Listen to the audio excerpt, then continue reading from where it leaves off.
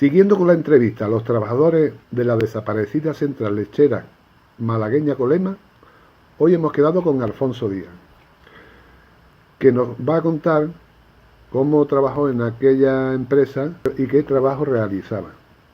Alfonso, ¿en qué año entraste a trabajar en Colema? Pues en el 1975. ¿Qué trabajo desempeñaste en ella?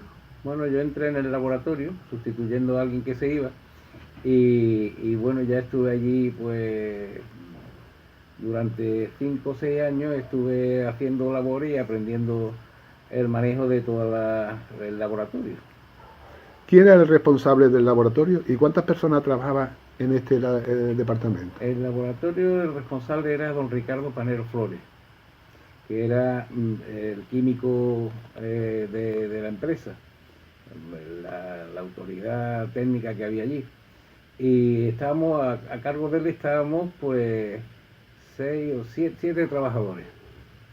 Recuerdo que este señor era importante en Málaga, ¿no? Sí, sí, era muy importante. Y aparte de Málaga, en el norte estaba muy considerado porque era pionero en técnicas de análisis de leche y en fabricación de quesos, o sea que era una persona importante dentro del sector. O sea que tuviste un buen profesional donde aprendiste. Pues allí fue la verdad que fue el que me enseñó todo, vamos. Claro. Además, la empresa te dio una formación. Sí. ¿Cómo fue eso? Al cabo de 5 o 6 años, pues me mandaron a la Escuela de Técnica en Productos Lácteos que hay en el Paseo del Campo de Madrid. Y allí estuve unos 3 meses formándome. Entonces ya, claro, cuando volví, pues sí me subieron a encargado. Estuve, vamos, y ya pues lógicamente casi llevaba yo el laboratorio, siempre bajo la vigilancia de don Ricardo Panero. Claro. ¿Cómo era el proceso de la leche nada más entrar en la fábrica? Bueno, la leche cuando entra, o sea, la trae el ganadero, la trae cisternas que vienen de fuera, y entonces lo que se le hacía es un control de entrada para ver calidad organoléptica, calidad química, e incluso había veces que se le veía también los antibióticos que pudieran traer y se rechazaba o se admitía, pero después de haberle hecho todo estos análisis. ¿Se tuvo que rechazar alguna partida? Sí, sí, claro. Habían cisternas a lo mejor que se habían averiado, que habían tardado demasiado, entonces pues claro, venía la leche en malas condiciones y se rechazaba. Eso era un Y gasto. a los ganaderos pues también, porque muchas veces pues había fraude porque metían agua y entonces pues se le analizaba para ver si aquello venía bien o no venía bien. Los ganaderos, ¿no? Sí, a los ganaderos también en la entrada había veces que se hacían unos controles rutinarios de X cántaras, se le iban cogiendo muestras y se le hacía el análisis antes de que entrara la leche. También se hizo yogur, ¿eso cómo, qué Y produce? bueno, después la fábrica desarrolló un montón de productos, entre ellos los yogures. No sé si acordaréis de los de chocolate, que se hicieron pruebas y salieron unos pocos, después de todos los sabores, o sea que se montó una fábrica de yogur allí bastante importante y salían muy bien, era un producto bastante bien acabado. ¿Eso necesitaba más controles? Sí, lógicamente ahí hay un proceso de fermentos que había que utilizar para poder fabricar esos yogures, y esos fermentos pues requerían unos controles y una elaboración para que después el yogur saliera bien, vamos. ¿Y el queso y la manteca? Vamos, el queso llevaba tiempo ya, cuando hicimos los yogures llevaba ya bastante tiempo, que estaba a cargo Javier Muñoz, que es gran quesero, gran amigo mío, y, y bueno, el queso, yo de verdad que le he probado un montón de queso y como ese ninguno. Eso era una... Y se hacía mucho queso, vamos, allí había, no recuerdo exactamente la cantidad, pero vamos que diariamente podían hacerse unos 600 kilos, 700 kilos. ¿Era suficiente la leche que había en Málaga para la distribución que tenía Colepa?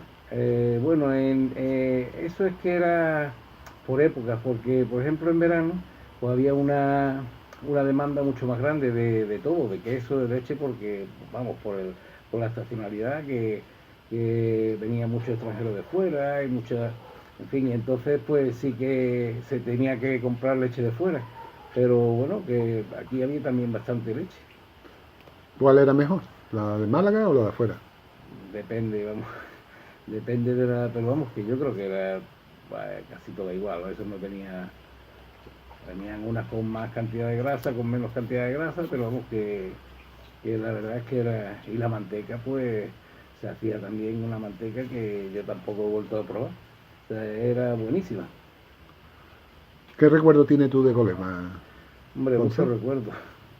muchos recuerdos y bueno, Sí. sí, allí yo tengo en cuenta que yo estuve 17 años allí.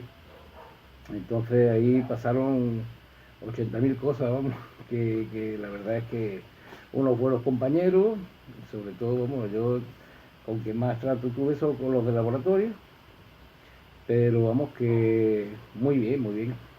Pero tú tenías libertad para rechazar una cosa que no estaba bien, no tenías Sí, problema, ¿no? sí, no estando panero era yo el que rechazaba, vamos. Y de la responsabilidad, porque allí tenías tú mucha responsabilidad al Hombre, ser... claro, tened en cuenta que llevamos producto acabado, o sea, el producto acabado había que revisarlo también.